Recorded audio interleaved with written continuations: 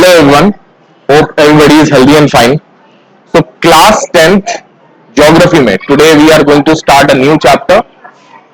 Chapter number 3rd. The name of the chapter is water resources. ठीक है, पानी के क्या क्या साधन हैं और पानी कितना अवेलेबल है हमारे पूरे अर्थ पर. ठीक है, क्या पानी जितना क्वांटिटी में रिक्वायर्ड है उतना अवेलेबल है? अगर ऐसा है तो फिर ऐसी कुछ जगहें क्यों हैं जहां पर पानी की स्कैर्सिटी होती है? क्या वो रीजंस हैं जिसकी वजह से पानी की अवेलेबिलिटी कम है? अगर है भी तो क्या वो यूज करने लायक पानी है?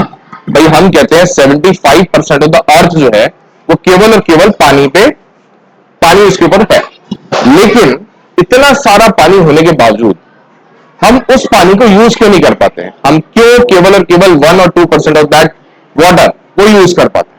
तो आज इस चैप्टर में अपन इसी के बारे में डिस्कस करने वाले हैं. Okay, so the chapter starts with a conversation of two guys. Hey Pinky, did you see those awesome TV reports on floods in Assam? तो उसने बोला कि पिंकी से बात कर रहा है ये बच्चा, चिंटू और Pinky, right? So this person is Chintu.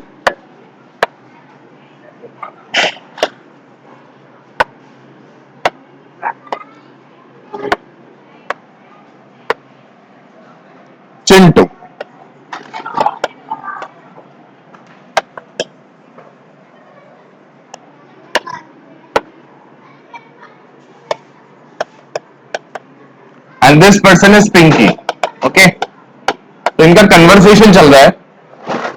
Chintu बोलता है पिंकी से कि पिंकी, क्या तुमने देखा एक बहुत जबरदस्त न्यूज जो पेपर टीवी में हमें दिखाई दे रही है?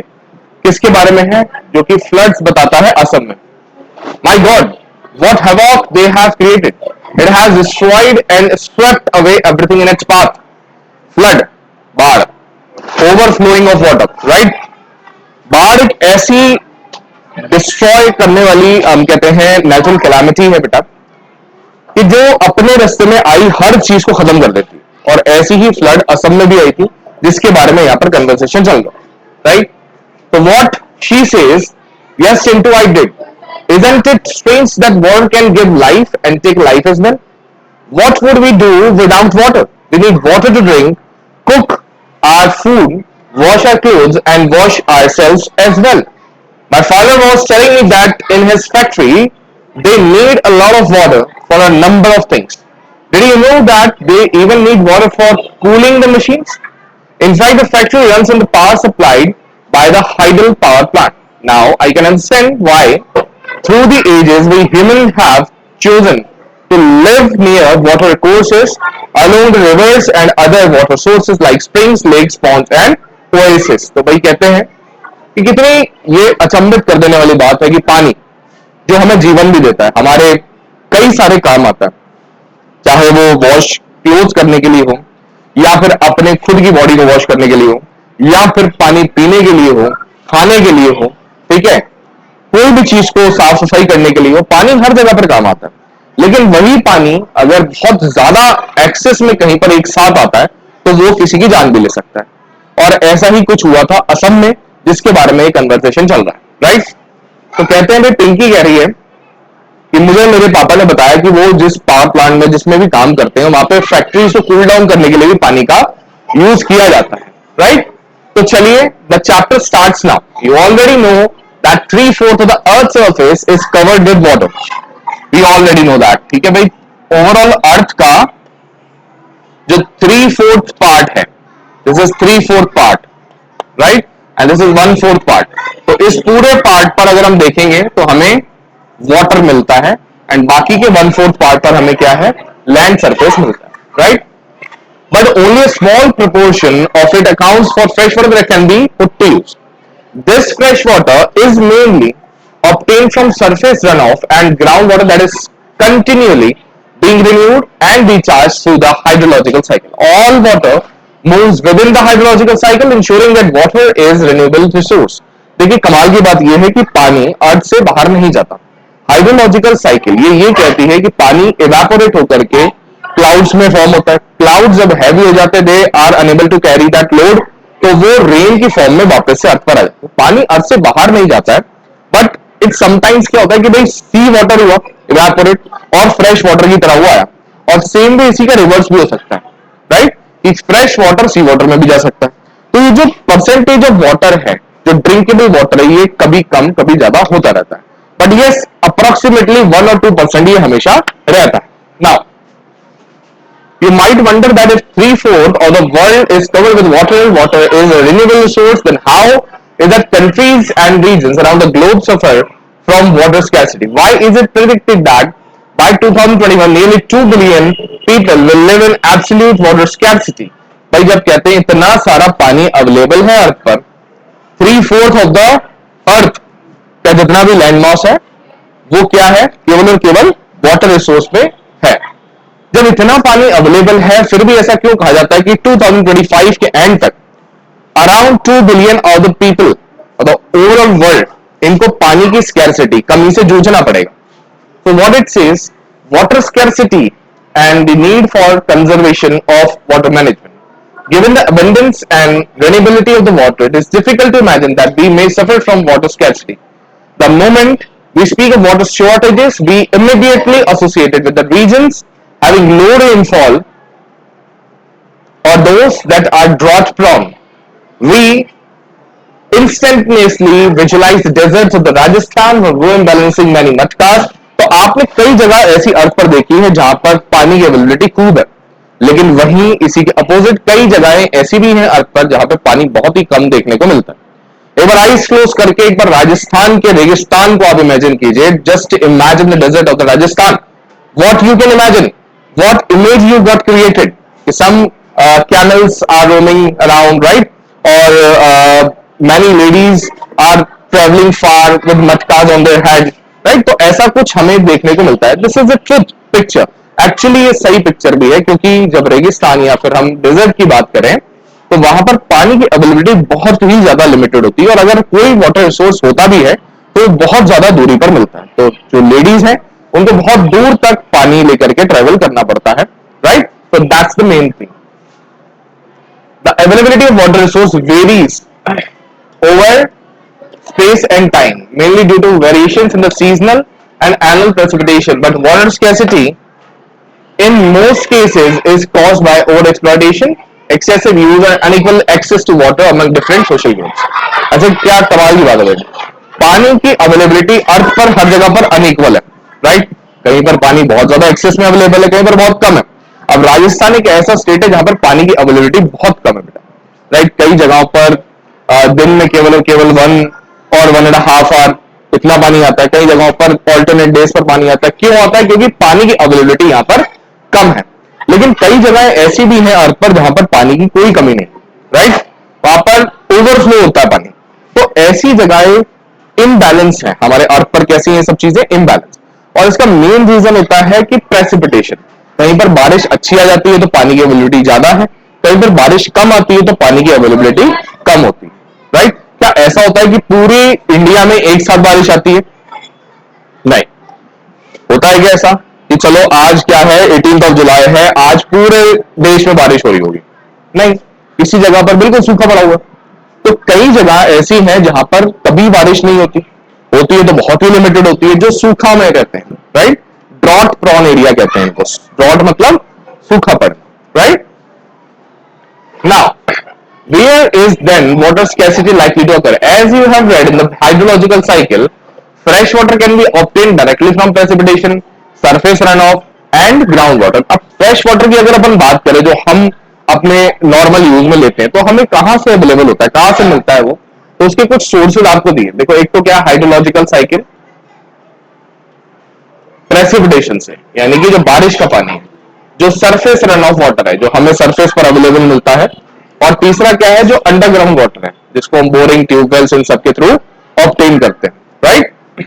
Is it possible that an area और reason may have ample water resources but is still facing water scarcity? Many of our cities are such examples that water scarcity may be an outcome of large and growing population and consequent greater demands for water and unequal access to it. A large population requires more fresh water not only for domestic use but also to produce more food, hence to facilitate higher food grain production.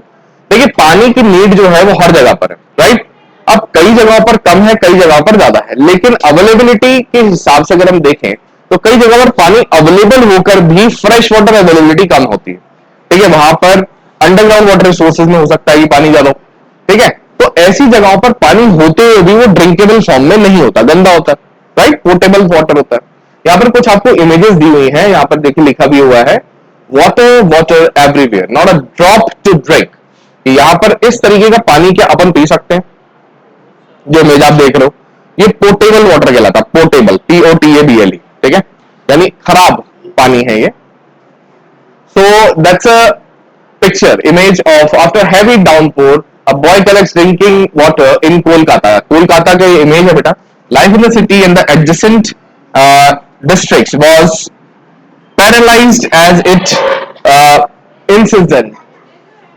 incessant overnight rain, meaning a record 180 millimeter flooded vast area and disrupted traffic. तो ये image आप कोलकाता की देख पा रहे हैं यहाँ पर, जहां पर एक बच्चा है, पूरी रात यहाँ पर बारिश पड़ी है, 180 मिलीमीटर तक की यहाँ पर बारिश हुई थी, ठीक है। अब इतना सारा पानी आ तो गया, लेकिन ये पानी ड्रिंकेबल फॉर्म में नहीं था। क्या है ये किसी काम का पानी? नहीं। फिर भी वो बच्चे की इमेज आपको दिखाई दे रही है जो कि किसी तरह से मशक्कत करके लगा हुआ है कि कैसे हम फ्रेश वाटर को ऑब्टेन कर सके, राइट।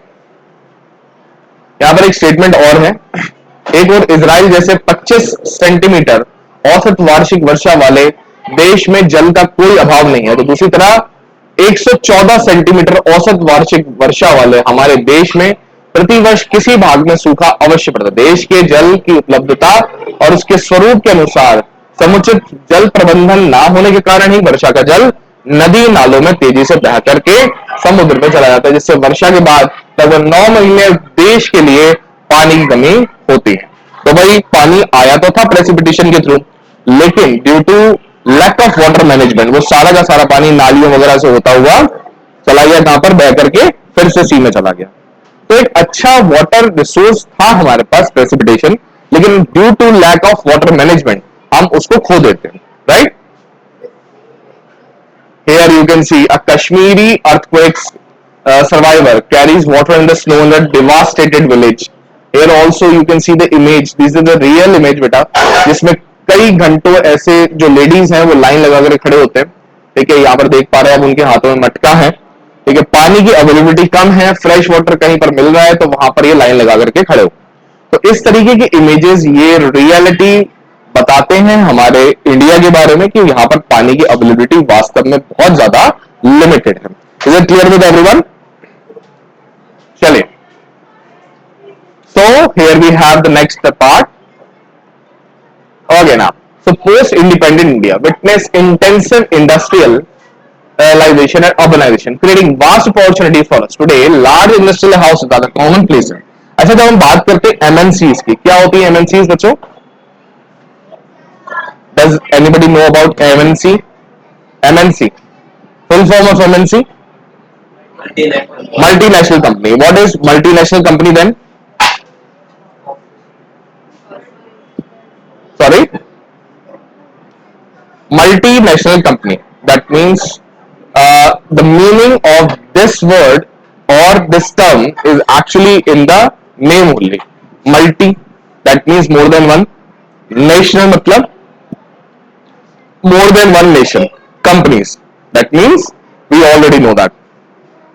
कोई भी कंपनी ऐसी जिसके ऑफिसेस ब्रांचेस एक से ज्यादा, तो जैसे ही कोई भी कंपनी के ऑफिसेस एक से ज्यादा नेशंस में होते और ऑपरेशंस एक से ज्यादा नेशन में होते, सपोज कीजिए कोई भी एक कंपनी है जो बेसिकली इंडिया में से भी ऑपरेट करती है और यूएसए में भी है और अदर किसी नेशन में भी है, तो उसे हम एमएनसी बोलते हैं। क्या बोलते हैं बच्चों? Is it clear with everyone? Okay fine. तो जब बात की जा रही है एमएनसीज की, मल्टीनेशनल कॉर्पोरेशंस की, तो लार्ज इंडस्ट्रीज होती है बेटा, ठीक है, बड़ी बड़ी इंडस्ट्रीज होती है। इन इंडस्ट्रीज में प्रोडक्शन भी बहुत ज्यादा होता है। अब जब प्रोडक्शन ज्यादा होता है तो भाई ऑब्वियसली वाटर की नीड भी ज्यादा होती होगी, राइट। पानी जब ज्यादा चाहिए तो ये पानी का मैनेजमेंट प्रॉपर ना होने की वजह से वो पानी क्या होता है बेटा? पॉल्यूटेड होता है। क्या होता है? पॉल्यूट करते हैं, right.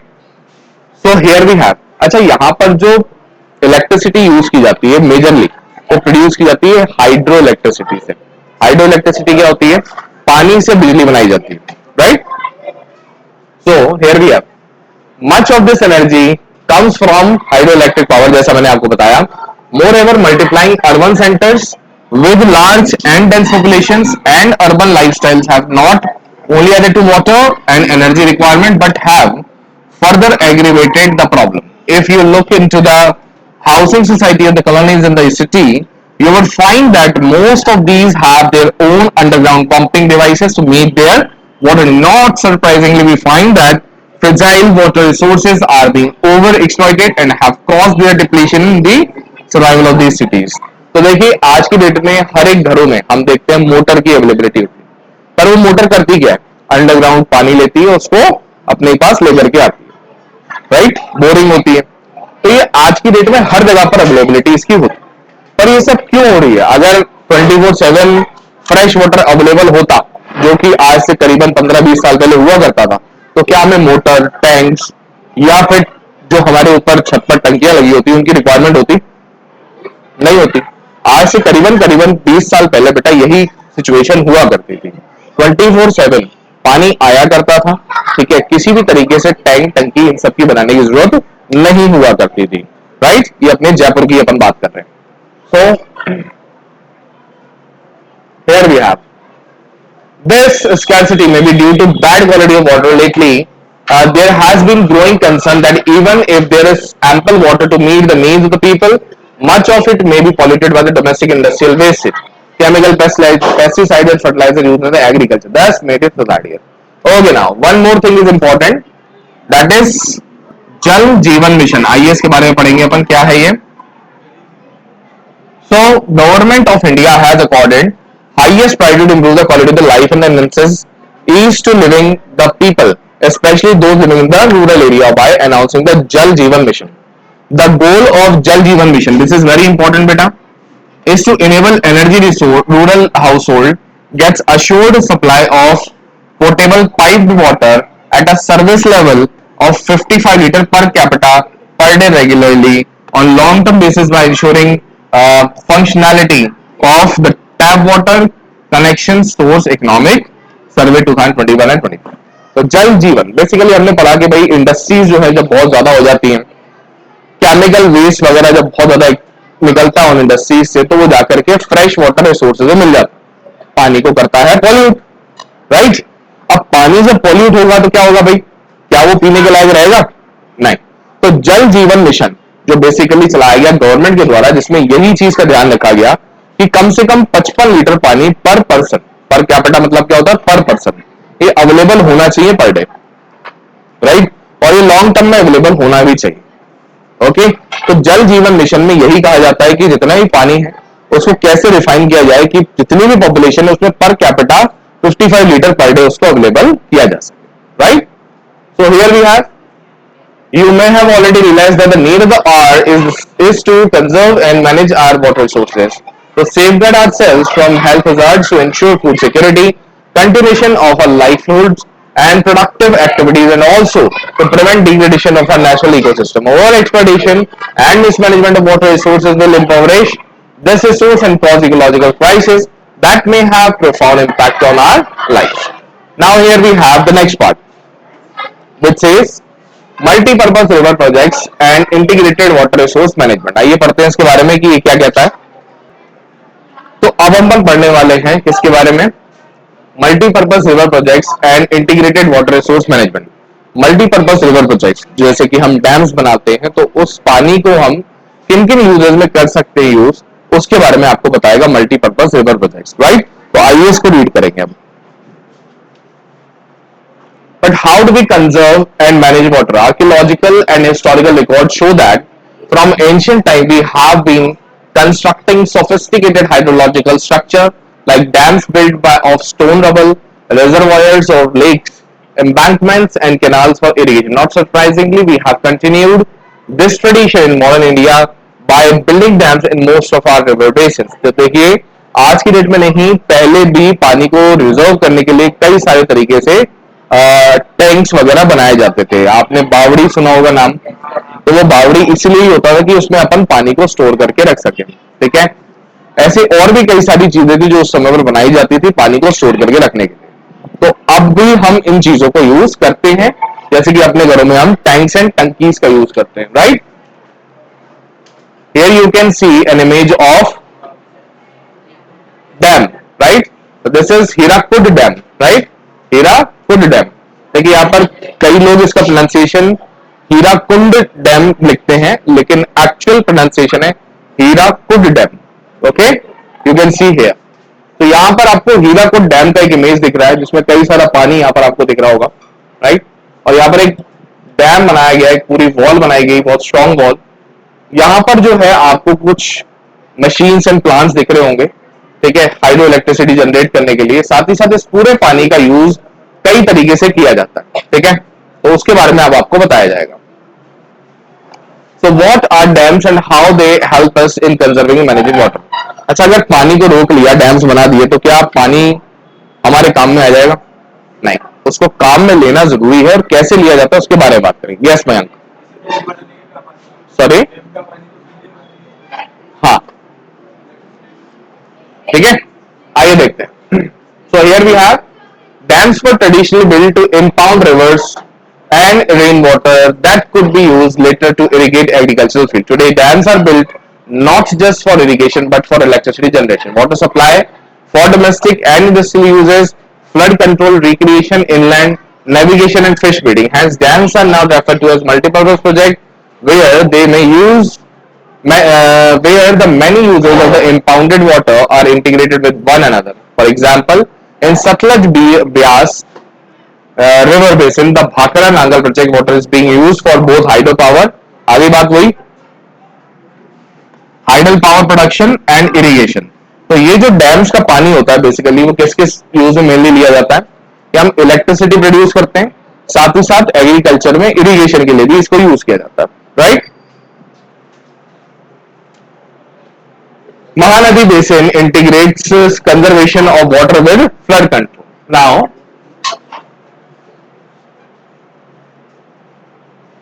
multi-purpose project launched after independence with their integrated water resource management approach were, though thought as of the vehicle that would lead to national development and progress, overcoming the handicap of its colonial past. Jawaharlal Nehru proudly proclaimed, this is very important line, that the dams are the temples of modern India. This is very very important line, जिसमें से MCQ बनता है, ठीक है। The reason being that it would integrate development of the agriculture and the village economy with rapid industrialization and growth of the urban economy.